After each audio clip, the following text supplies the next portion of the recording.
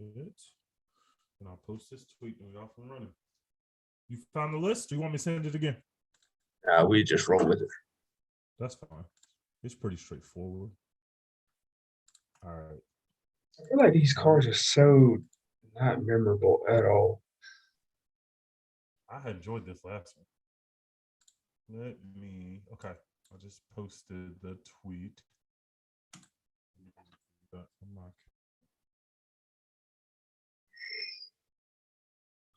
Let me load it.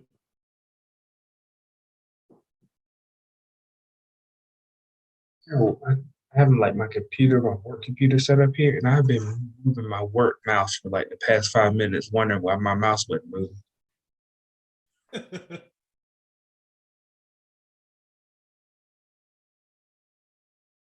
All right, we're live. Close some of these windows.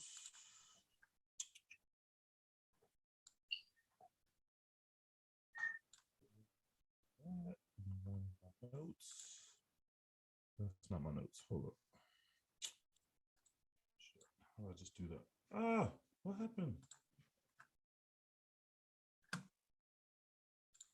can't close out of a window like that. There.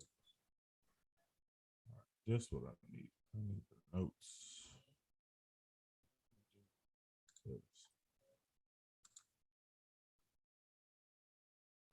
All right, let me minimize that. Thank you.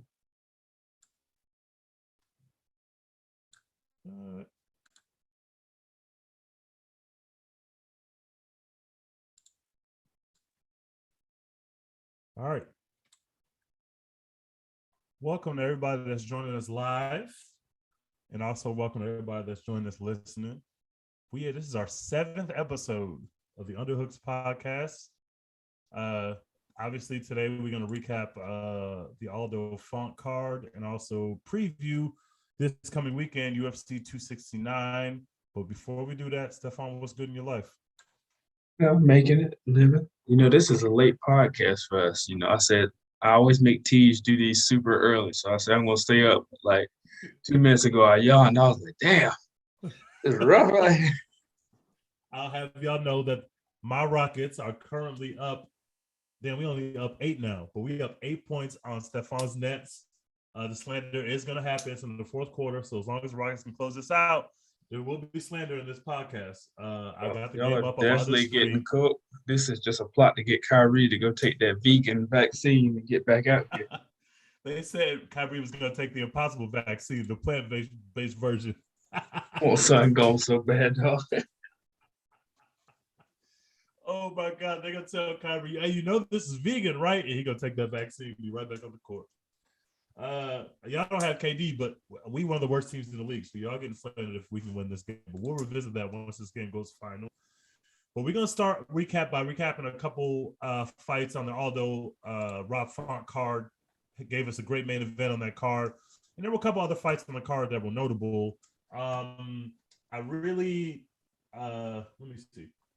Where did I go? Oh, okay. So I really liked the leg bar that Pugliese used. That was in the prelims, so we didn't pick that fight. But Pugliese used a leg bar, which I haven't seen in a good amount of time. Why can't I find it? I thought I put it down here. Yeah, Claudio Pugliese got a submission in the third round by a leg bar, and it was so cool to watch. And also, he has a great nickname. His nickname is El Nino. And because he has a great nickname and got a great finish, he stood out to me. So I made sure I wrote his name down. And I always love watching every type of submission like that because I still tell people all the time, I would rather get knocked out than ever get put in a submission. 100%. Go ahead and knock me out. Well, you don't even remember that shit half the time. I don't want to be in a submission, bro. Because one, you have to go to the point of physically tapping. It's not like the ref going to help you. You have to tap. I don't care how much the submission hurts. The ref not going to help you unless you die. So you have to physically say, all right, I'm done. I've had enough of this fight. And that just seems like it would stick with you mentally. And that is such a great point because I never think about that. The fact that, like, it's on you at that point. Like, if your shit is snapped and you still aren't tapped right there, that's just you. Like, if the ref isn't stopping the fight. So, again, awful, awful situation to ever be put in. So, if you get the choice, listeners at home, definitely choose somebody knocking you out. Do not get choked out. Do not get put in a knee bar, the guillotine, none of that. Get knocked out. Knee bar sounds. Oh my god, man! I don't want none of that shit. I have to slander a black man. Next, That's a that I'm hell of an sad opener. Like, damn, I'm okay. very, Thanks, D. I'm very sad that I have to do this. This black man won this fight. Well, he won the fight by decision. His name is William Knight. He is maybe the biggest, swollest dude outside of Francis Ngannou I've ever seen. And he's not even a heavyweight. He's a light heavyweight. I have no idea how this works. If y'all Google this man, William Knight, he is a fucking brick house. He is massive. He has muscles coming out of places where I didn't know you could have muscles. And he's trash. He got the decision in this fight, but this dude is That was such a close fight. It was very close. I will give you that. I thought Menifield won the fight, but in that third round, where I thought it was 1-1 going to the third, and then Menifield, as opposed to keeping the fight where it was going the whole time, which was a striking matchup, just decided to grapple him against the fence, but he didn't really do anything. He just literally held him against the fence for 4 minutes. So if that counts as ring control time, I would have given him the fight. But apparently the judges, who all had it 3-0 for William, who all three of them had it 29-28 for Knight, apparently we're just well, I'm just going to look at who struck the most in that round. I think he landed 3 strikes in that round, and Menifield landed none. So I think they gave the round to Knight. It was a very close fight, but Knight is clumsy. He kept on falling. He trying kicks and he would miss, but he would miss and fall. I don't like when fighters are clumsy. That's a very bad sign to me. I hate that. And I feel like I've only watched one other fight with him, which was that Fabio Charant. Maybe I don't know if I'm saying that right. I could be saying it wrong, but I remember he had a nasty counter left hook and knocked Buddy out in round 1. So I'm not too well versed on him. I know he has a really cool name because his nickname is the Nightmare and his last name is Knight, but he smells it with night. So I think that's really cool. K-N-I-G-H-T. Brooklyn's on a run. Now it's a 4-point game. See, as soon as you cut on the pod, now look. If we lose this game, I'll be mad as fuck. Now I got to big up a black man to make up for the fact that I just slandered a black man. My son Manel Cape looked great. They were slandering my son. They were some shit talk. He went out there, went crazy, got the finish early in round 1, and then started talking his shit. The man said that he's the best flyweight in the world. What are your thoughts on this? He is absolutely lying.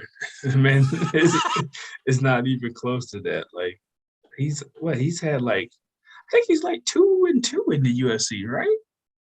He's won fuck all them losses. He said right now he's the best. That ain't how it works. That's not man. That math does not add up. That's not how it works. You can't be 2-2 and claim you the best in the world. You got to do a little bit more than that. We need some interesting folks over at lightweight or at flyweight. Other than my son Moreno, nobody in that division really interests me, and they already running the Moreno title fight back for the trilogy against what's his face, Davison Figueiredo. But we need more players in that division, so hopefully Manel Cape can run off a couple more wins. He was dancing at the end. He had a cool walkout. He has enough there going for him if he can put the wins together to make some noise. So I'm looking forward to see what he does next. But he did. See, maybe he can turn into 4-2 or something. But you got to at least be bowl eligible for you to start talking hot. Bowl eligible. Yeah, they need to make a UFC bowl. That would be so awesome.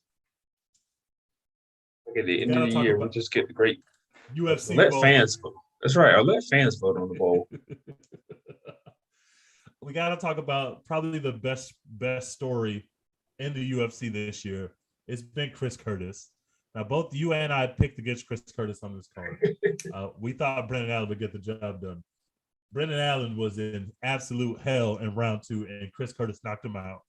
Chris Curtis has won 6 fights in 2021. Only 2 of them in the UFC, obviously. This was his second UFC fight. But he is knocking everybody out.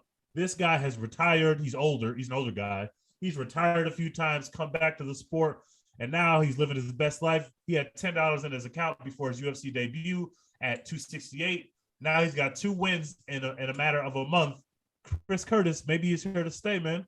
And the craziest thing is he had $10 in his pocket. He's won 2 UFC fights, so he probably has $3,000 now in his account total. So thank you, Dana White, for doing that for him. But Curtis is I mean, he's got a lot of potential. I really like some of his strikes. Those knee strikes that he blitzed him with there in the series were nasty. Those were real nasty. There's been a lot of kicks lately that have always kind of, or not say always, but have recently made me second guess my whole I want to be kicked by a UFC fighter deal. Like the one with Clay Guida, that one also Yes. kind of made me say, like, whoa, let's not go in the kicks. But it's gonna be fun with him. I mean, that 6-0 record, fighting 6 times is 2021 is a lot. That's insane. I don't know who is his manager, but they need to let my man rest. I mean, that is awful. But like we said, you gotta get out there and get some fights. So it's gonna be fun. We'll see where he goes. He hit Brendan Allen with a body shot that rocked my own system, bro, as I was watching on the couch. Curtis is extremely powerful, especially for a middleweight. He seems like a big dude, and when he hit him with that body shot, it's like Brendan Allen's whole fucking central nervous system just shut down. Like it was just done.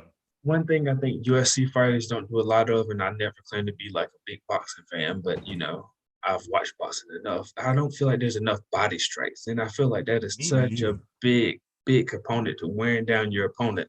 And he hit I think his corner told him in one of the rounds, in between the rounds, he said, strike him in his body, get some body shots to set him up for the finishing blows. And now, like, I'd be damned if Buddy didn't listen and like finish him off perfectly with that. Exactly what he did. We just need to get Chris Curtis away from Sean Strickland, who is in his corner, because Sean Strickland is awful. But apparently it's working because Sean Strickland in the corner was giving him some real talk. Yeah, I think he did a great job. He was giving him some real talk in that corner. He need to get this dude the fuck out of here, and that's exactly what Chris Curtis did. And it's really cool when you see that, like the corner. This happened a couple times on this card. It happened with Aldo too. Between like the second and third round, they told Aldo, "Yo, where are your leg kicks?" And he started kicking Font's legs to hell. I like when you see it immediately click for a fighter. Oh shit, you're right. I should hit him with a body shot. And of course, he hit him with the body shot, then set up the hook. The hook knocked him out. And so I always love seeing that when the quartermen are doing their job. Because that's what you're supposed to do. You're supposed to see what I can't see. Tell me what I can't see. You're not in there, so tell me what I can't see. But that also, I think, goes back to like we talked about before, of having a good corner that knows, kind of know you're a fighter. Some fighters probably take really well to that real criticism. And then some fighters, you need more of you need to be a cheerleader more than anything. Yeah. So that's really cool to see. And it was cool to see for a fighter to kind of listen to that. Sometimes I feel like fighters, some other times you will hear their trainer or coach tell them one thing, but like the fighters are so stubborn, they go back and do whatever. Like I feel like several times that's happened with Conor. You'll see Conor's corner give him some advice, and then he's like, as soon as the bell rings, he's like, fuck it, I'm Conor. I'm going to do whatever I want to do because I know I'm the best ever or whatever. So I think that's really cool, especially with him being a young fighter. Yep. Or young to the UFC, let's say. Young to the UFC, yeah. Because my man is old. You mentioned the Clay Guida fight, which was insane. We talked about on the last pod. This was 2 old men fighting. One of them was over 40, and one of them was about to turn 40, like 3 days after the fight. Clay Guida was an absolute hell in the beginning of this fight.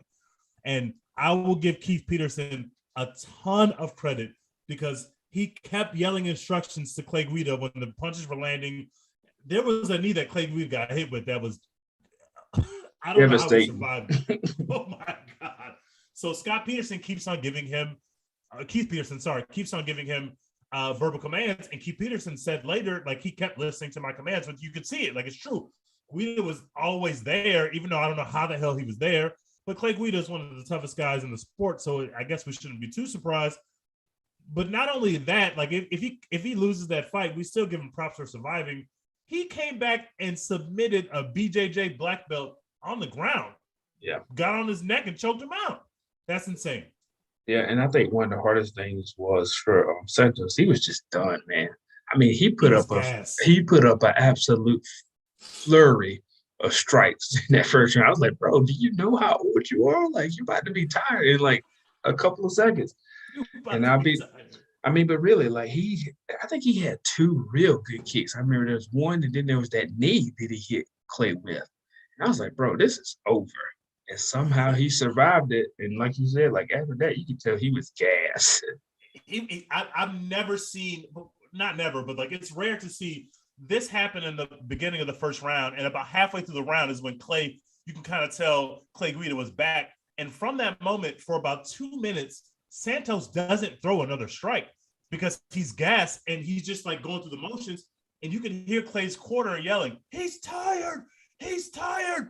He literally wasn't throwing strikes anymore. He was just like, "Oh, I need to make it to the end of the round," which he did. And in those last couple of minutes of the first round, you could tell Clay was like, "Okay, I'm going to get in close and try to wrestle." And that was the turning moment when he went to his wrestling at the end of the first, and then you could tell he instantly came back out with that. That was so big for him. Yep, he came immediately back out in that second round, started wrestling, and you could tell Santos was still gassed. And once they got on the floor, it was basically over. And when he got on his neck, he made him tap. I cannot believe that Clay Guida at this age, as we record today, Clay Guida is not 40, but he wasn't 40 last week when he fought. But he's still doing this at 40 years old. I need them to put Clay Guida in there with another old man. Put him in there with Nate Diaz. Fuck it. They're from the same era. Let's see it. No, let's put Clay Guida where he needs to be, and that's a retirement home. We don't need to see that man anywhere else but that retirement home. We appreciate you. We love all that you've done, but that's about it. Let's get my man home. I also want to give props to Keith Peterson, because if you remember a couple years ago, Keith Peterson was the ref for Cruz when Cruz fought for the title, when he fought Cejudo for the title. And Cruz was very angry, and a lot of people are very angry about this stoppage in this fight. And it wasn't the worst stoppage I've ever seen, but it was very controversial because it's in a title fight. And I think it was more controversial because Cruz popped up immediately after the stoppage. It was like, what the hell? So when you see the fighter respond like that immediately in real time, you're like, if he can respond like that, 9 times out of 10, unless you're Wei Lee, you actually were still in it. All right. That was so unnecessary. We didn't need any of that. But Keith Peterson has learned those lessons, and I cannot say. Obviously, it looked really bad, and we all thought the fight was over. But if you go back and rewatch it, there was never a moment where Clay Guida wasn't following instructions. He was obviously in hell, getting his head blown off, but he was always following instructions. And I like when the ref is very, very much giving a lot of instruction, because give the fighters all the chance that they could get to get back in the fight. That's what we like to see. We don't want to see anybody get killed out there, but we do want every fighter to get a fair chance to recover, because it seems like every other week we see somebody who's being completely demolished that comes back and wins the fight. And we just saw it again. What do we got next? Oh, Jamal Hill, stand up. We both picked against him as well. Because Jimmy Crute is no slouch. I really did not see a 48-second fight at all. If you would have sold me those odds early, I would have jumped all over it. Jamal Hill's boxing looked great. And not only did he knock Jimmy Crute out, at the end of the fight, he said, I don't know what y'all were seeing. Because a lot of people pick Crute. He said, I don't even know what y'all were seeing. Like, I lost my last fight, but I didn't lose it on my feet. Y'all thought this kid was going to come out here and starch me? Jimmy Crute will be back. But goddamn, Jamal Hill got power in his hands. A great bounce back win for him after what Paul Craig did to him. And props to Jamal Hill. That was a huge win, man. A massive win for him. Yeah, definitely. You know who I would like to see? And he called him out. I would love to see him and Johnny Walker. He called out Johnny Walker and Paulo Costa, by the way. No, he needs to stay away from that. Not right now. Let's wait a little bit for that. But Johnny Walker looked absolutely poo in his last appearance. Johnny Walker needs to be running to get back into the octagon, because that shit was these two big ass dudes standing in the ring and nobody got hit for 25 minutes. So we need Johnny Walker in there, because Jamal Hill's not going to sit back and let Johnny Walker just let the clock run. He's going to knock Johnny Walker out, and that's what I want to see. I would love to see that fight, but I wouldn't mind him knocking out Paulo Costa either. I wouldn't mind anybody knocking out Paulo Costa, to be honest. I'm still super excited to see what he looks like at that weight, but yeah, I think he needs to fight Johnny Walker. I wouldn't quite bark up that tree yet, especially with you. Like, he's 4 UFC fights? Yep, something like that. Yeah, get you some more, fights under your belt. He just left that Dana White Contender Series sweatshop, so get a little rest and get some easier fights, and then we can see about that. But his boxing is amazing. He has really, really good boxing, so I think that's going to be something that will serve him well in the UFC. We had a lot of lightweights on this card who made a name for themselves. And the Riddell Fiziev fight was everything we thought it would be. We told y'all this fight was going to be exactly like it was. These two people know each other. These two people love to fight, and these two people will not back down. And that's what you saw. How did you have this fight in your head before the finish, which came late in the third round? No, Middle of the third round, I should say. I really had it. I think I want to say I had it 1-1 going in to the third. Got it. I mean, like you said, you could tell those guys were absolutely throwing. I feel like Fiziev was really cautious with engaging. It kind of, it just seems like he didn't want to engage too much and get caught with something. And I wonder if that was something more. You could see a lot of them kind of feeling each other out. And I so wonder if that's because you know how familiar they are with each other and each other's styles. But that fight was absolutely, fun, man. Fiziev has such a diverse arsenal, I feel like. So he was mixing up his strikes and body kicks, and it was keeping Riddell on that off. Like, I mean, he did a really good job of keeping him from getting too aggressive, because I feel like Riddell has been really, really, really aggressive in his other fights. So that kind of kept him at bay. That's a great point, because I felt the same way. It was clear from early on Riddell was going to fight off the back foot and Fiziev was going to fight off the front foot. He just wouldn't stop coming forward, and it was like because they were expending so much energy and throwing so many strikes. It was like watching synchronized dancing. Like every exchange, they would stop, meet back in the middle, exchange. Both of them would take a hit in every exchange, set back up, exchange. And it was so fun to watch. And nobody really loses the fight, but goddamn it, Fiziev, when he landed that kick, I know you had a problem with this stoppage. I had no problem with the stoppage whatsoever, because when Fiziev landed that kick, Riddell's brain reset, bro. It was like his brain didn't know where he was. He's literally stopped, and he was just like, ah! And he started like put his hands up like this, and it was like, oh, that guy doesn't know where he is. And Herb, for once in his fucking life, saw that somebody's brain was not working correctly and stopped the fight. And I think the only person who had a problem with this stoppage was you. Why did you have a problem with this stoppage? So here's my thing. And I feel like in the UFC, in a combat sport like that, my thing is I'm gonna kick the power out and almost unplug my internet. But my biggest thing is like there's got to be a happy medium. Herb either stop something way too early or way too late. It's like, bro, this isn't the exact thing that you need to be, feast or famine in. You need to be really consistent. So that was my only thing. I just felt like he wasn't dead. So, I mean, at least give him a little bit of chance. But, that was a good fight. I just really feel like that was a really, really fun fight. We knew it was going to be a fun fight, and I'd like to see where both guys go in the direction. Me too. I threw around some matchups in my brain for Fiziev, who's been great and is streaking, and I cannot wait to see him fight next. When they showed right before the fight started, one of the UFC reporters or a UFC reporter tweeted out that Fiziev, if you see the little fight card, little graphic, Fiziev didn't have a country on his because his people are being persecuted in his country for religious reasons. So he fought for no country. And when I saw that, I said, I think me and Stefan made the wrong pick in this fight. Like, it was a very even fight, but I said, if this dude's out there literally saying, I'm dolo, I'm one deep, I'm literally fighting with no flag, I knew he would get the win. And what a great fight. But I think next I would like to see him fight either somebody in that RDA, Gregor Gillespie range in terms of the rankings. I think both those dudes are in some big trouble. I think Fiziev is the real deal. And I think we'll be talking about Fiziev, in a lightweight division that we have told y'all is absolutely trash at the top. Paulo Costa might infuse some new life into the division, but they really need some life at the top of that division.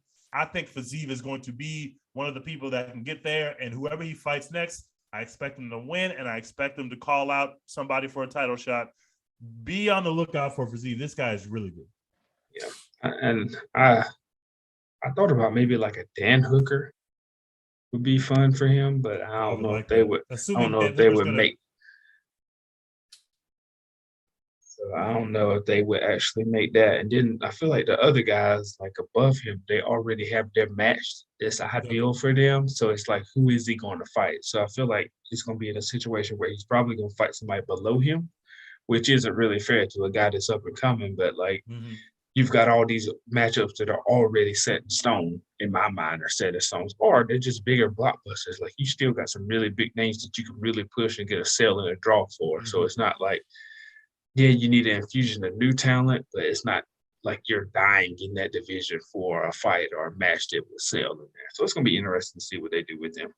But they had him, I think, in the rankings, they moved him up to like 11. He jumped like 3 spots, I want to say. Somebody in trouble. That's all I can say. So whoever that kid fights next, somebody's in trouble. He don't look like he's going to be stopped anytime soon. We look forward to seeing him back in there again. But y'all know what we came here for.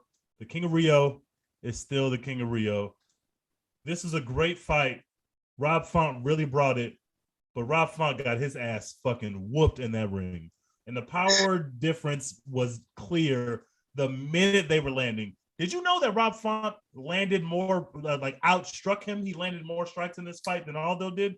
Yeah, I don't know if you saw the tweet that I put up, but like, God, first off, we're talking about a fight, but that card was so damn late. Like, I want to protest. I don't know if I need to go sit at UFC headquarters. But bro, it was like the last round, and I'm looking at the screenshot. It was 12:54 in the morning for a fight night. Like, come on, Dana. But anyway, yeah. So if you watch fights on the ESPN on your phone, it shows you live stats. Did you know that? It does? Yeah, like I tweeted it. I don't know if you can see my phone, but that was that was the screenshot. Oh, wow. I never watched from my phone like that. I need to start doing that. I know. I was like, this is something cool to have up. Or I was like, maybe I'll watch on the laptop. But he had 162 total strikes with Font compared to Aldo having 79. He had 122 significant strikes to Aldo's 77. Wow. These numbers are the difference in these numbers is not small. No, but of course, the issue was Aldo had 6 minutes, almost 7 minutes of control, where he only had one. But watching that fight, and I watched it again. It's all behind me. This is Curtis getting ready to knock out Allen. But like you said, the power was a difference. Like, the work that he was doing was the damage that he was putting in with those significant strikes. But man, Rob Font put on an absolute blistering ass pace. He really did. And that first round, it didn't. And that's where I guess, like, to me, it wasn't like he got destroyed like that. I thought it was way closer than, most people would have put it. Mm-hmm. But I mean, that first round, I was like, hold on, Aldo might be here in hell. Because I was like, this man run the first round. I think I gave the first round. Oh yeah, definitely the first round. I gave it to him. I mean, he was tagging him a couple of times, but one of the big things was Aldo went to his ground game there some of those last 2 rounds, and that really just kind of solidified it for him. Yep. It was weird to watch because in this bantamweight division, and we've seen it over the last couple months, when we saw the championship fight, when we saw Jan and Sandhagen was great. Sandhagen was landing. Sandhagen put pace on Jan, and it didn't matter because every one shot that Jan landed equaled 3 shots that Sandhagen landed in terms of damage. The same was true here. Font was landing and putting on a good pace, and 2 things stood out to me. One, the power difference. When Aldo was landing, Aldo is so fast and so powerful. Jan is so fast and so powerful, and so when they fight people, people can hit them, but they're as fast as you, but twice as powerful as you. And that's what it felt like in there. And 2, not just the takedowns, which were huge for Aldo to kind of a change of pace and give him a different look, but also the leg kicks. When they told him in the corner, start kicking his leg. And between the takedowns and the leg kicks, you can see it slowed Font down just a bit to where it was clear that Aldo was going to win the fight. And Aldo just looks great, man. It's crazy that guy struggled 10 pounds up a division to make weight, and now in his age, although he's only 1 year older than Rob Font, is making weight and beating the hell out of people like this. It's insane. It doesn't make much sense in my brain. That division change for him, I feel like, has been really, really good. Really, it really has. He struggled at first, but I think that he's really come around to that. So I'm interested. I feel like him and Jan, and I have to go back and actually watch that fight again, but I felt like it was a really close fight. I feel like that was one of the best matchups that Jan has got. Somebody on Twitter told me otherwise. They were like, no, that wasn't one of his best fights. But in my recent memory, that was one of the closest fights I felt like for Jan. I cannot wait. I thought when the fight was over, I thought, oh, we definitely about to put Aldo in a title fight, not remembering that because of the way that the fake champion went out sad and has held up the division, Jan, and also, of course, Jan has to go fight Aljo again. But, we already got a number one contender because Dillashaw beat Sandhagen, but he was too hurt to go fight for the interim title because of that fight. So that's why Sandhagen stepped in. So now what you're left with is a weird thing where we've had two fights that have brought out a number one contender. So I thought Aldo did a good job of saying, I want a title fight, but obviously we can't get that right now. So I'll fight Dillashaw. And that's awful for Dillashaw because when he finished his fight, he probably thought he was the number one contender, didn't have to go fight again. Now he's probably got to go fight again because Aldo's right there with him. Yeah, and I wonder if TJ would jump into that. Like if he wanted to fight that earlier, or would he just really just wait out Aljo and Jan, depending on when they're going to fight? Because we don't only think we have a set date still for them. My man is probably still wrestling and sparring, but he is at like his neck is broke like Stone Cold somewhere. So there could be a world in which, and this is no one's ever defended the interim title, but I feel like if Aljo wants more time than Jan is willing to give him, and Dillashaw wants more time, then it's simple. Put Aldo in there with Jan again, and that could be he can defend the interim title, and then go put Aljo in there with Dillashaw when they're ready, and then let the two people fight. I think it's easy to make it work no matter when everybody is ready. But this was not a great night for Dillashaw because he woke up being the only number one contender, and he went to bed arguably as being in a number one contenders fight, and that's not ever what you want to happen. You want to go fight for a title. All that being said, I'm cool with all iterations of those fights. I don't care what they do at bantamweight. I'm in. I think that Jan and Aldo are head and shoulders above the rest of the division, but there's only one way to find it out. So let's figure this out in our final four tournaments now. And somebody's going to have to get their ass whooped. We're going to get a title fight. Yeah, that's a fun division. Those little guys are so freaking. They fight so furious. It's like every little short person stereotype you have, they really have it. It's like they're a little angry and just like little fire hydrants, just fighting ferociously. Love that division. Can't wait to see what happens next in it. So for an update, the Rockets have just won. So the Nets are down bad. The Houston Rockets have won their 7th straight game, the hottest team in the NBA. You don't care. It's going to end up with y'all being like out of the lottery. You're going to get like an ass pick, and you're going to get bounced out the first round. Well, we definitely stay in the lottery. We're not about to fumble the brick. We're not doing that. But so the Rockets have won 7 straight. But so for that card, like we told y'all, we did not crush that card. I went 3-3. Stefan went 2-4. So now the totals are now I'm 14-7, and Stefan is 10-11 now. Oh, so we got a lot of fights to pick tonight. So he's gonna have some chance to get it back in blood because he did not have a good night. And it's a numbered card, and once the big dogs come out, number cards, and you need it. I need it bad. I need it really bad. I also want to for a second before we get to 269. Bellator had a fight, also a bantamweight fight, Friday, and they had Anthony Pettis' brother, who's Sergio Pettis, fought Horiguchi, who had the belt and then got hurt and then came back. So really, Pettis didn't have to beat him to get the belt. And Pettis got his ass whooped for 3 rounds and then landed a disgusting spinning back fist to win the fight. So Baby Pettis is still the Bellator bantamweight champion. And it was a great fight.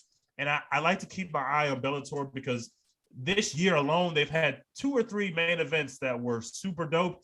And so I hope they can keep that going in the future. They've already announced that they're doing the Grand Prix tournament again. And it's going to be the same division. It's going to be the bantamweight. So I'm going to keep an eye on that, not just for this podcast, but because Bellator every now and again gives you a good event. So props to Baby Pettis on being the retaining his belt, and Bellator keep giving us some heat. I feel like the Bellator fights are always at like some really weird time. Yeah, they try to avoid the direct matchups, but sometimes it ends up they being on like you're fighting on a fucking Thursday. I'm like, wait, what? Yeah, bro, I'm listening. That's not happening. I'm going to let you know, Bellator. You got to work with your boy. This is the weekend or bust. So that was cool, but now we got to talk 269, and because this fight card is so good, and there were so many names that people probably know on this card. I took the liberty of adding a couple of the prelim fights, not the early prelim fights, but the prelim fights into the picks. So we're going to pick, I think, the last 3 prelim fights and then the whole main card. So I'm going to start with some heavyweights. We got Sakai, who looked great in his last fight, fighting Tai Tuivasa. And this is for Sakai's spot in the rankings. Sakai is ranked number 11, and Tuivasa is not ranked. Last time we saw Sakai, he got knocked out by Biggie Boy, but I still think that he's going to win this fight. We got Sakai is the slight favorite. Sorry, the slight underdog at -105, and Tai Tuivasa is the slight favorite at -115. So last time we saw Tai Tuivasa, he got knocked out by he knocked out Greg Hardy. He knocked out, yeah. We haven't seen him since. We haven't seen him since. So I'm going to take Sakai in this fight. Stefan, who are you taking? You said you're taking who in this fight? I'm taking Sakai. You heard what I said. All right, I'm going to take Bam Bam to win this fight. My man absolutely knocked out Greg Hardy, which listen, on this podcast, we love to see him get his ass whooped. Any of the domestic abusers, I want to see them get cooked. But Sakai is on a, 2-week skid, 2-loss skid. So I think go ahead and. Oh, he has 2. You're right. We're going to make it 3 Saturday. So let's go ahead and go with my man, Bam Bam. Love Bam Bam. If he loses another fight, man, ooh, that's not I feel like Bam Bam has like a really dope walkout song, or maybe it's a really funny walkout song. I can't remember what it is. Sakai has lost to Biggie Boy and Overeem. I like the fact that these are 2 of the upper echelon heavyweights, or at least one of them was, because Overeem's no longer with the UFC. I took Sakai in that fight, but it's a close fight. I see why it's close. I see where I'm about to cook this card. Yeah. Here we go with this bullshit. All right.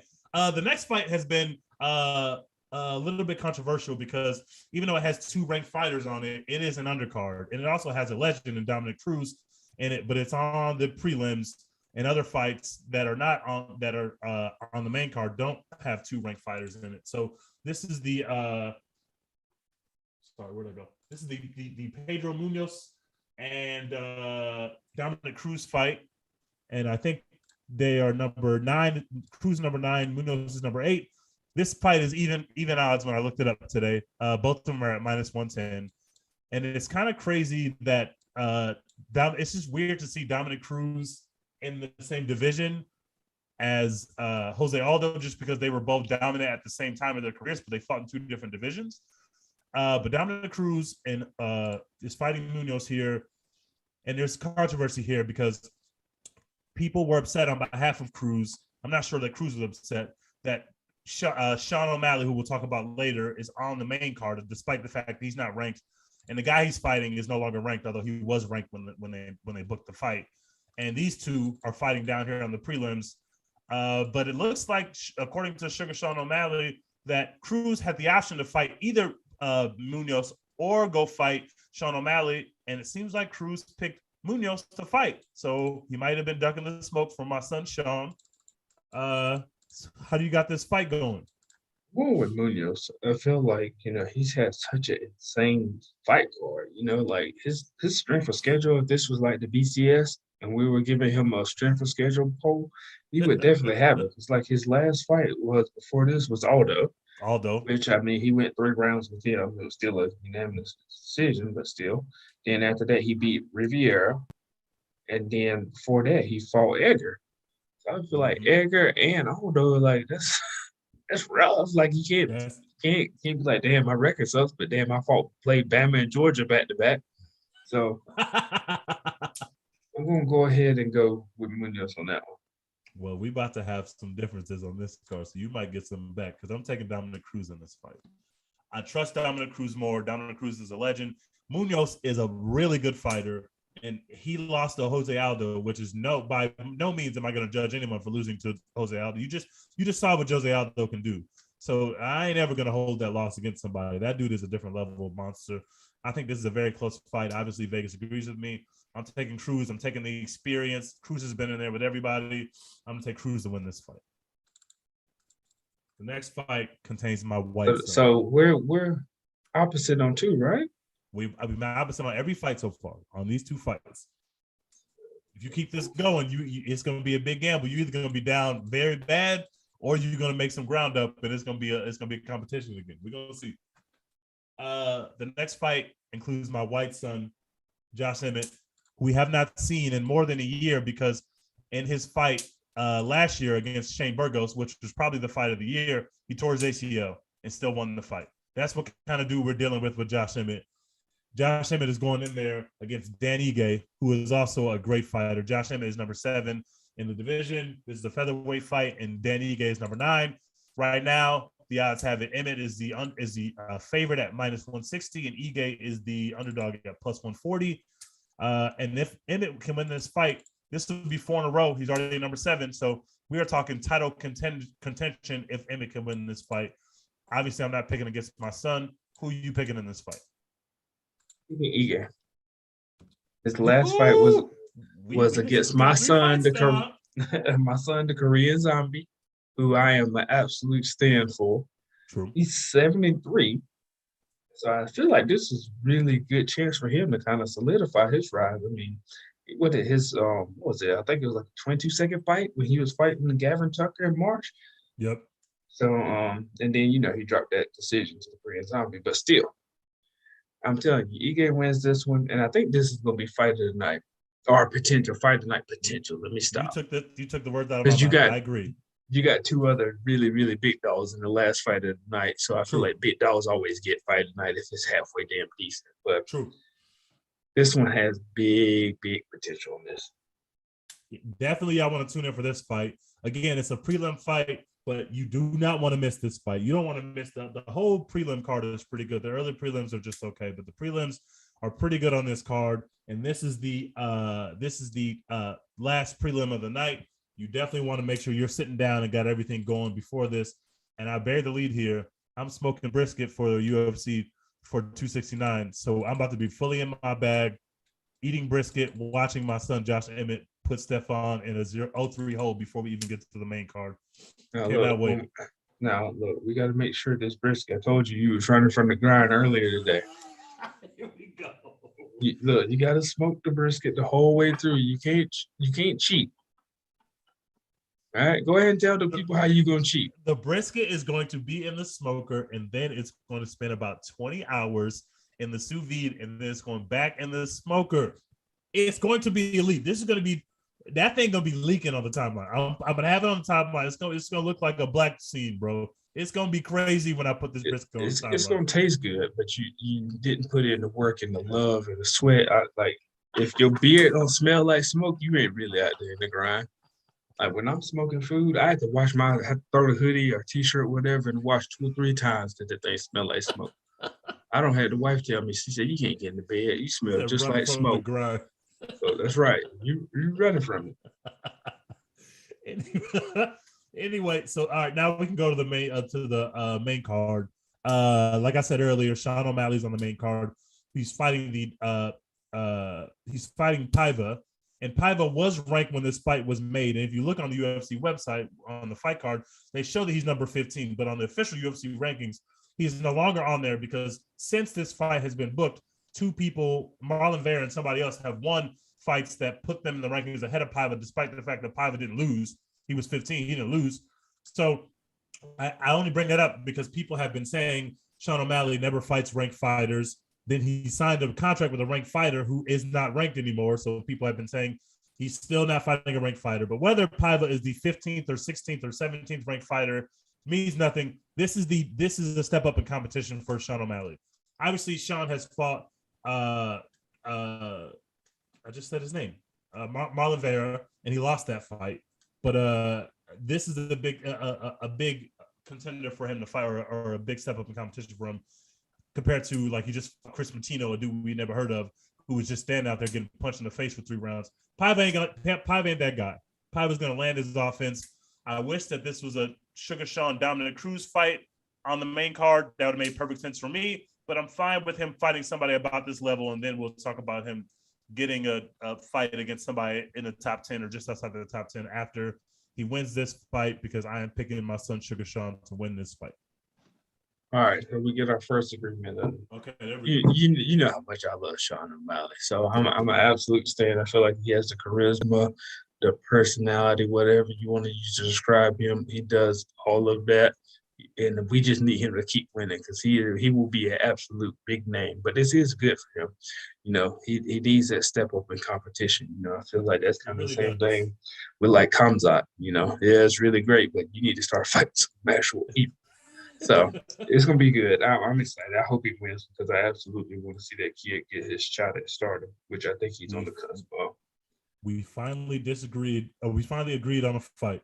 We'll see if we can keep agreeing or we're gonna keep disagreeing. The next fight, Cody Garbrandt, who last fought Rob Font and lost, is moving down for the first time in his career, and he's fighting Kai Kara France. I don't think I gave you the odds for the last fight. Sorry. Sean O'Malley was the favorite, minus 305, and Howland Paiva is plus 240, the underdog. This fight that we're talking about now, Cody Garbrandt is the favorite, minus 155, and Kai Kara France is plus 135. I hate these odds. I think that the wrong guy has been favored. If you are looking for some gambling wins, I think Kai Kara France is going to win this fight against Cody Garbrandt, especially because Cody Garbrandt has never fought down here before. That weight cut is going to have him in absolute hell. And I think Kai Kara France should be favored for that reason, but he's not. There's a potential to make some money here. I'm betting this. Who are you picking? I've went back and forth on this one. Honestly, I do think Kara is really good, but I was reading about Garbrantt's cut, and his trainer, one of the top nutritionists, was talking about how well he's done with the cut. Like it hasn't been, yeah, he's talking about, I had to send you the article. I tweeted out from the account, but they were just talking about how well his nutritionist went. It hasn't been like one where they're starving him with carbs or dehydrating him. So I was like, I feel like if it's a good cut to a lower division, you still cover a little bit of that power because when you're talking fighting, I Yep. mean, 10 pounds, 5 pounds is big in the sense That's a of what big difference. power you bring. Yep. So, where I want to go. Like to this second, I'm like, damn, which one do I want to go with? I feel like Carr's he's 5-2 in the octagon, and his only loss came to like Moreno, which hell, the champ. Yep.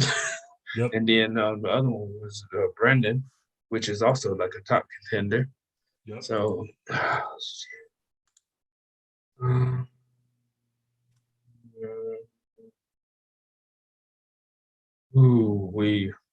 let's go with Cara.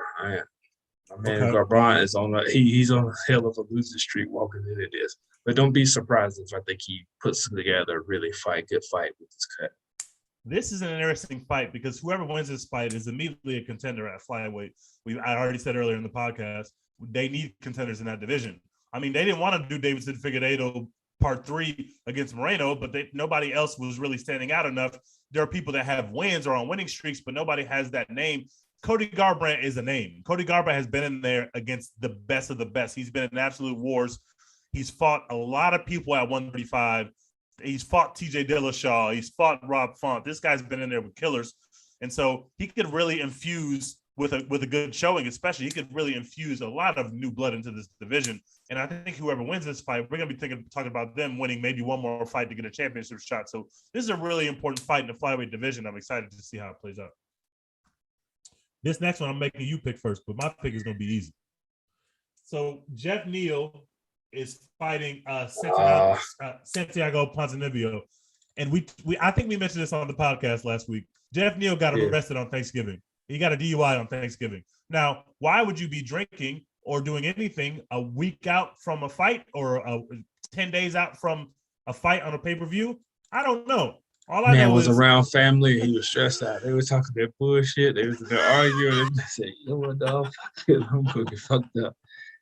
Sometimes your family make you do that. Like you hear some bullshit around Thanksgiving, you go dip in the crown bag. He went outside with one of his old uncles. And his uncle gave him something out of the car. Outside. And now look at my man. He got all these distractions before the damn fight. Listen, I was also drunk on Thanksgiving, and I ate like absolute shit. Not that I was trying to eat well, partially because I was drunk. So I know this man was both drunk and eating like shit on Thanksgiving. Give me the dude that I don't know how he ate on Thanksgiving. I'm taking Ponzinibbio to win the fight for no other reason than I know that I don't think that he was out here drinking and eating bad on Thanksgiving. So I'm taking Ponzinibbio, who is this fight's even odds, by the way. They're both -110. Who you got? All right, here's the flip side. Let's play devil's advocate. Now that he's been drunk and that's a distraction, but maybe that caused him to like even hone in more to kind of tune out distractions. Like, all right, I got to lock in this week. I mean, it's only a week to lock in, but I don't think that really works that way. But let's go with you. I feel like he's a really good fighter, man. I hate that he had this distraction coming into this because he's really, really good. But like you say, distractions normally don't pay out well. I can't think of any time that somebody's been distracted. It's like, oh, they came in here and put it together for a wonderful sports performance. So I'm gonna go with him though, man, because he's got fight. He's got some good wins. He's beat Belil. He's beat Nico Price. He beat Mike Perry too. Good fighter, great kicks. If I'm wrong picking the dude that was drunk last week, I can live with that. If I'm wrong picking the dude who was I picked the dude who was drunk last week, I'm gonna kick myself. So I'm going to take positive. You're gonna take positive. Maybe you took Neil. So we just read on that one. We've got 2 more fights, and now it's time to have some honesty on this podcast for a second. Because I've seen you on the internet. You're trolling these people and these good fans of this podcast because you know damn well that Juliana Pena has 0% chance to win this fight. You know that to be the case. Why are you lying to the people? But this is what I'm telling you. I want the fans to listen. The reason you should pick against Amanda is because you can flip your finances. There's no other good solid reason. I mean, if you got an extra like 200, 300, 400, 500, that you're just like, hey, this could do me really, really well. And if I lose it, it doesn't fuck me up too bad. That's why you should pick this. But otherwise, use that money to go buy Bitcoin. Do not bet against Amanda Nunes. She is a -900 favorite, which means you have to bet $900 of your hard-earned money to make $100 if Nunes were to if you bet on Nunes. Now, Pena is a +600 underdog, meaning if you bet $100 on Pena right now, you are getting $700 back. So you can flip. You could make a good little grip on this fight, hypothetically. Right. But like I said before, Pena has no chance to win this fight. Look, I'm logging into my Bovada account. I'm gonna screen out because y'all ain't gonna be on here talking about, oh, he got a problem, oh, he spent too much money. Y'all mind your goddamn business. But look at here. You know, as soon as somebody we get on here, somebody have a printout talking about why he got that in his account and why he don't have that many bets. But anyway, 500 gets you 2,750. Yes, but there's no way. Listen. I understand how the fight game works, okay? Juliana Pena has to sell this fight. I understand that. And you got to tell yourself, as an athlete, you have to tell yourself, no matter what people say, no matter what the odds are, that you are coming to dominate. I understand that. And that's Juliana one of the things. I didn't realize how spicy she's been talking. Juliana Pena has been talking crazy for months. But you have to. Months. You absolutely have to. You do. Because, I mean, here's the... Lauren Murphy came out and said, I'm going to win the fight. I never had a problem with that. Juliana Pena is going on a media tour saying that Amanda Nunes has never been tested on the ground, that Amanda Nunes hasn't fought the kind of competition that she has fought. What do you say that? She said she hasn't been tested on the ground? He's being crazy. Juliana Pena is really good friends with Miesha Tate. Miesha Tate fought Amanda Nunes. What are you talking about? Here's the thing. Juliana Pena is insane. What do you lose by talking spicy? Okay, if you're humble and you're like, oh, she's a great fighter, you get cooked. You talk shit, you still may get cooked. But if she wins, you know how many times we're going to play these clips? Like, damn, she was confident. It's like that Thug Rose. What did Thug Rose say, that little stupid shit before she fought that time? She said, I'm the best. I'm the best. They played that 100 times. Okay, stand motherfucker. Anyway. But she said that, and look, where did we hear? How many times did we see it? Like, so somehow she pulls these off. These sound bites are going to be everywhere. But let me give you this rundown. Amanda Nunes has 13 consecutive victories. This is her 5th defense of the bantamweight title. She has not lost a fight in 7 years. 7 years of fighting. This person has beat Cyborg, and she has beat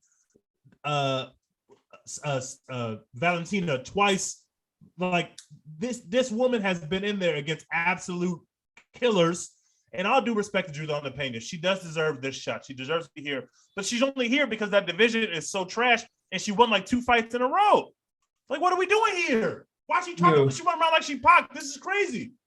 The only thing, and I've had to talk, I think, like, I'll shout out somebody on Twitter, but like, hey, yo, Hootie, me and him have talked about it before on UFC. We got to get him on one day. He loves UFC. I'm down for that. But she is the greatest, one of the greatest fighters. And I hate it because she's female, but all, casuals and even some real hardcore UFC fans are going to discount it because she is a female. Looking at that resume, she is so damn dominant, man. It is insane. Like, she has by far one of the most impressive resumes out of any UFC fighter to ever walk around, besides my coached up ex-hero, John. And she's so aggressive. She's not gonna sit back and let you get your offense off. When the bell rings, you are in her world, and you are gonna be in hell. Like, this fight will not go out of the first round. That's where if you want to bet, go bet that Pena survives a round. Go bet that. You have more of a chance that happens. It ain't gonna happen, but don't do that, way more of a chance that happens. Lay the money on the upset. Tell you. Flip your fortune. Don't start talking to people like I'm a Forex person or like I'm Joel Osteen or something.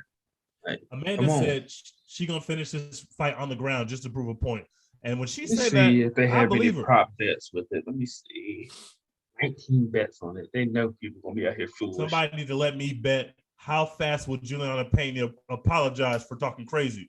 She got to call the Breakfast Club and apologize. Like, this is ridiculous, bro. I'm tired of hearing her talk like this. I can't wait to see this woman get knocked out.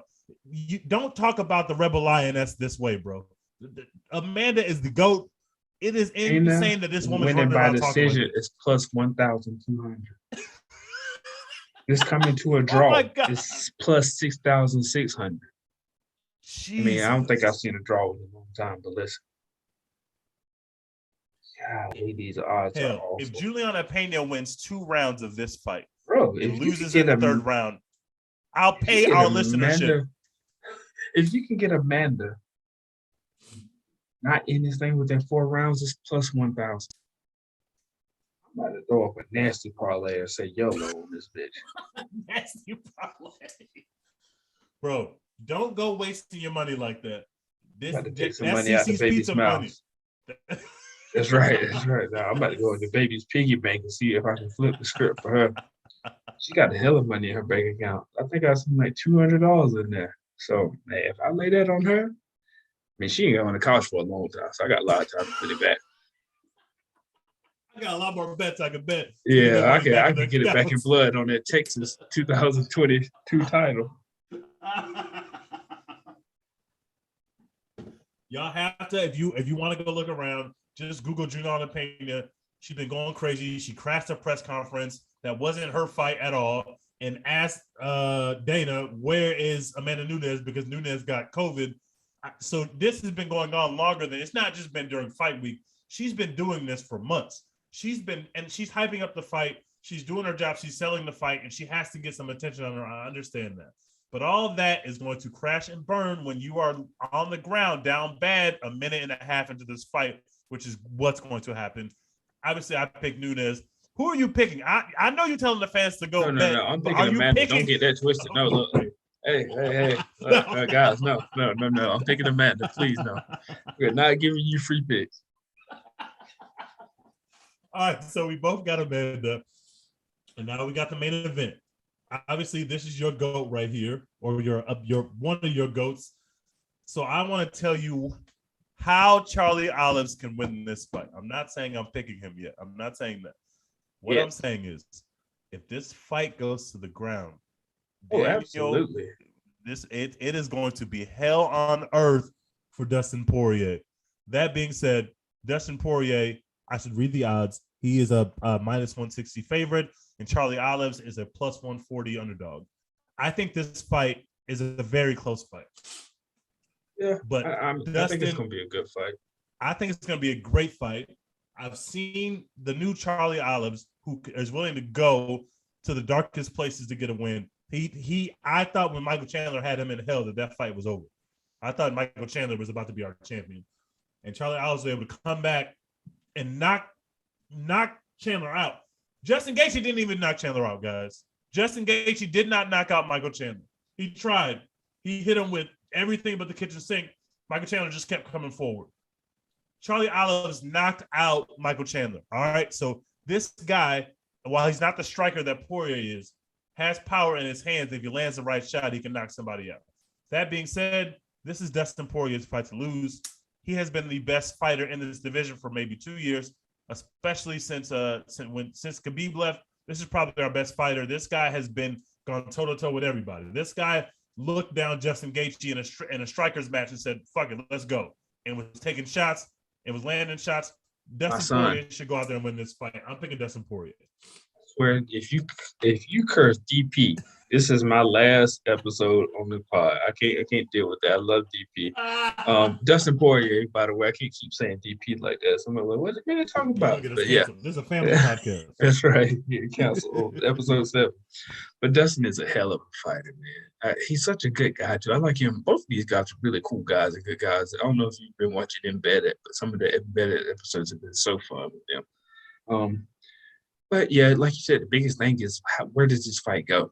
You know, Oliveira has like so many finishes. I think he has like the most. I think it's like 17 total finishes, but his recent ones have been 3 knockouts. Yep. So the thing I worry about is him trying to get too much of an strikers battle with DP. Dustin is a hell of a striker. I mean, he's shown that time and time again. So I think he's going to try to do that instead of doing a smart thing of, trying to take it to the ground. Granted, he's not nowhere near as good on the ground as Khabib is. Nobody is at that level. I mean, that's just not going to happen. But I think that's something he's got to try to mix up and keep him off balance. Give him some shoots here and there just to make Dustin at least think about it. But yeah, I still think, outside of that Khabib fight, it was just absolute hell for Dustin. I'll never forget that fight of Dustin being like, he came to his corner. He's like, I can't get this motherfucker off me. And his corner didn't even give me any advice. He's like, try to do something. So I think it's going to be such a good fight, though. I'll be excited to watch it either way, but I really want Dustin to win. But if Dustin somehow loses this, he's going to go into start fighting those big money fights. Because I think he's at the stage where it's cool to be the champion, but he's realizing what a lot of guys fail to realize. And at the end of the day, it's about money. It's about money. That belt means something, but that belt don't mean if you can go get bigger money. That's what he did. And he's not that big of a draw. I mean, he's a good draw to people. He's a good draw. UFC, but he doesn't get the promotional money that Conor and everybody else gets. So I think he's trying to be smart about making sure that he gets his money, and if he loses, oh well. If he wins, oh well. But I think Dustin easily wins it, in my opinion. I feel like it's like a Khabib. Obviously, it's not just what he can do on the ground. It's he could always get you there. You don't. There's no such thing as stand-up defense when Khabib is the other guy in the ring. Whereas Charlie Olives don't have takedowns like that. He can take you down, obviously, but he can also just get on your back and do it that way. And I think he's going to need to do something like that because Poirier has good takedown defense. I don't think that Charlie Olives is going to be able to take down Poirier. He ain't no Khabib. He ain't that kind of. He ain't one of them Dagestani dudes that can always take you down. I think like his takedown defense, I wrote it down, was like 61%, which is really good. So again, he's beat Conor. He beat Conor twice. I want to make sure you heard that he's beat Conor twice. And both times Teach picked against Dustin. That's true. I did both times. That's right. So, he destroyed Holloway. I thought he destroyed Holloway, even though that went to a decision. Lost to Khabib. He beat Hooker. I mean, his resume is so awesome. I feel like he's a hell of a fighter. Like you said, he gave Justin Gaethje hell. He gave Pettis hell. So I mean, I would love to see him have a longer run with the belt. I think that'd be really cool for him. And obviously, that division is stacked, and both these dudes might be holding on to Islam Makhachev's belt anyway. But until Islam go up there, hold on, what did we say now? I'm so concerned right now. think Dustin Poirier wins the fight. We do agree on this fight. I think it's going It to be a sucks great for fight. him though. Like if he wins, he's gonna have some hella battles to defend the title. Man. So again, you have to think of like, man, is it even worth being a champ? Bro, he got to get I back could in there go with cook Gaethje Connor again. again. Oh no, and then that's CTE and damage. So hey, let me go fight Connor a couple more times. Let me see if Tony Ferguson want to come up and do something. The winner of this fight got to go look down the barrel and fight Justin Gaethje, and that sounds like the least. And then if you win that, you got to fight Islam or Darush. I mean, like, bro, then hey, Michael Chandler might put some streaks together. Yeah, it's like that. There's absolute murderers in this division, but it just speaks to what the quality of Poirier, who I think is the best fighter in the division. He's just been great the last few years. And it's not just that he is a great fighter. I also love the way he fights, the way he strikes, the way he resets, the way he sees the striking. I love it. I love watching this dude fight. I can't wait to see this fight on Saturday. It's going to be a banger. I got a couple more little notes. One, my son Tyron Woodley is getting back in the ring to put more respect on his name. When did you put respect on in the first place? This man is so unserious. He almost knocked out Jake Paul. Please respect my son. This time he will knock him out. He's going to knock out Jake Paul. Do you think you could beat up Jake Paul? No, I'm on no smoke, bro. Do you think you could survive? Like if you had to fight 5 rounds, how many rounds do you think you make it with Jake Paul? I'm making it all 5 rounds. I'm not letting that man knock me out. Not a white. He's white. That's not happening. He's from YouTube. That's not happening. But he's from YouTube. Tommy Fury ran from the grind. Tommy Fury is a real boxer. The internet has been wild. Put him in there with a real boxer. Y'all put a real boxer in there. He broke a rib, which isn't fun, but also fighters fight with broken ribs quite literally all the time. He backed out of the fight. The biggest payday of his life. He backed out. Get Tommy Fury the fuck out of here. He's nothing like his. He ain't made like the other Fury. I don't ever want to hear his name again. And now my son Woodley gets another payday, and he's gonna knock this white dude out. I cannot wait to see this man gonna have a tattoo on his ass saying he loves Jake Paul. I was watching the Sonnen show. He was talking about how he feels like Jake Paul may be like a really good boxer. He's starting to come around on that. He said it before, but he's really still saying like he may be a pretty decent boxer. I don't know, but I'm telling you, you put me in the streets with anybody on YouTube. Especially if it's like just any random person on YouTube, as long as it's not like actual fighters. It's not actual fighter, yeah. Yeah, like if you put me on Khabib's channel, all right, no, that's different. But there's no way I would get knocked out by that man. I ain't never boxed nobody in my life like that. But listen, we put on gloves. I'm out there for honor.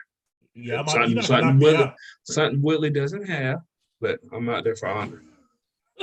I couldn't believe that Fury backed out of this fight, but my son Darren Williams and my son Woodley will make me look like a genius on this card. I cannot wait for it. That's happening this month. That's in a couple weeks actually.